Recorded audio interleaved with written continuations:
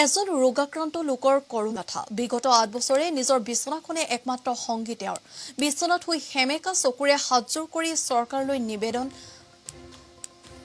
চৰকাৰলৈ সহায়ৰ বাবে আহ্বান জনাইছে এজন লোকে লোকজনৰ নাম হৈছে কুলেন্দ্ৰ নাথ ঘৰ হৈছে নুনমাটিৰ মঠঘৰীয়াত অতি দৰিদ্ৰ এই 4জনীয়া পৰিয়ালটো যোৱা 2013 চনৰ পৰাই বিছনাতে পৰি আছে পৰিয়ালটোৰ উপাৰ্জনৰ মূল মানুহজন কেমেৰাৰ সন্মুখত হাতজোৰ কৰি চকুত অশ্ৰুসিক্ত নয়নেৰে আৰু বুকুত বহু বেদনালৈ চৰকাৰলৈ সহায়ৰ আহ্বান জনালে তেওঁ কুলেন্দ্ৰ নাথ আছিল পেছাত এজন অটো চালক একমাত্ৰ অটোখনক সাৰথি কৰি নিজৰ 2 কন্যা আৰু পত্নীসহ পৰিয়ালটো